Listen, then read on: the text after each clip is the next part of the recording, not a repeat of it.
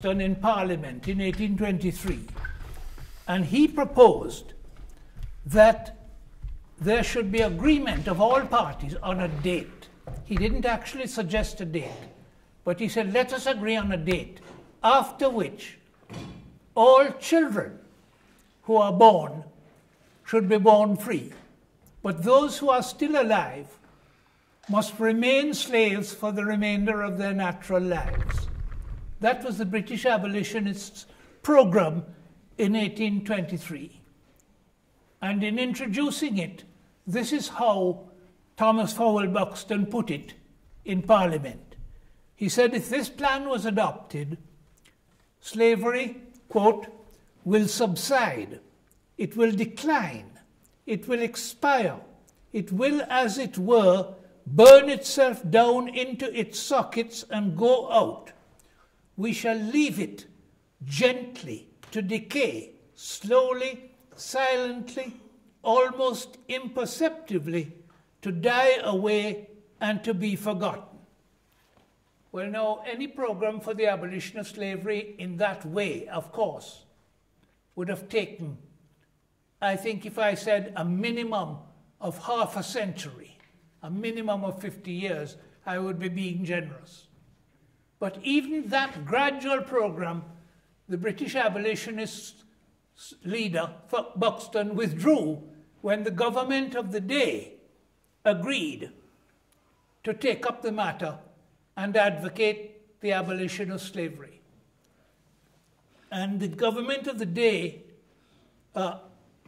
introduced the matter in Parliament in the same year through the minister, George Canning. And he proposed an even more gradual system of abolishing slavery. He proposed that it must await several things, one of which was an improvement in the character of the slave population. Now, how long it would have taken these benevolent British abolitionists, or even a parliament, to agree that the slave's character had been improved sufficiently to justify their being freed, and is anybody's guess. Also, it must await a consideration of the interests of private property.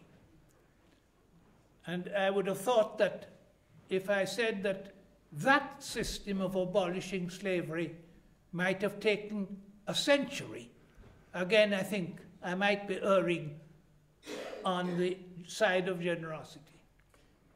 So that was what Parliament had agreed to. But what do we find actually happened? What actually happened was that Parliament enacted legislation bringing slavery to an end, enacted legislation a mere 10 years later. Not 50 years, not 100 years later, but 10 years later. And the only logical explanation I can see for this is the activity of the rebellious slaves themselves. Wilberforce meant well, all right, let us say that, but he was a very conservative man. He was the leader of the abolitionists. He was strongly opposed to workers in Britain being allowed to form trade unions. He was also strongly opposed to petitions of any kind, whether for the abolition of slavery or anything else, being taken around by women, because he said that that was not the nature of women as defined in the scriptures. But he was, as I say, an abolitionist.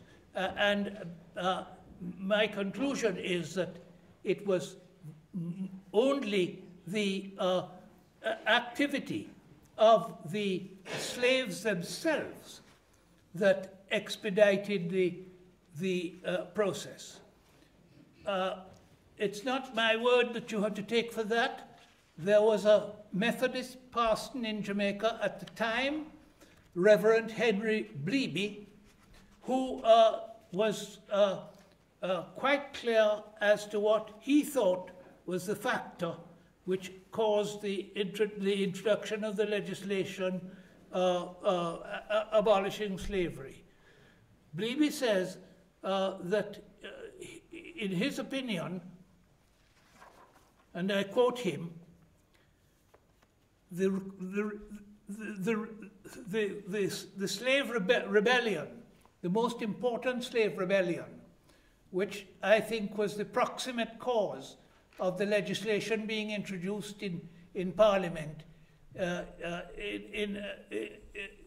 years later, 1833, the Emancipation Rebellion in Jamaica. There were, of course, many, many rebellions over the years. In my little booklet, the Abolition of Slavery, which is on the bookstall there, I list some 50 rebellions over the period, but it was the 19th century rebellions that were so large and so extensive that the British government had to reconsider the matter. And Bleeby, he didn't know about the rebellion in Barbados in 1816, where 5,000 slaves were involved in a rebellion. And that was a most remarkable occurrence, because Barbados has no mountainous region into which escaped slaves could retreat. There was a rebellion in British Demerara, British Guiana, in 1823, and that involved some 13,000 slaves. Again, the rebellion in British Guiana was suppressed. Bleeby didn't know about those two, but he was in Jamaica, and he knew about the rebellion, the Emancipation Rebellion, led by Sam Sharp of 1831 to 32. And this is how Bleeby sums that up.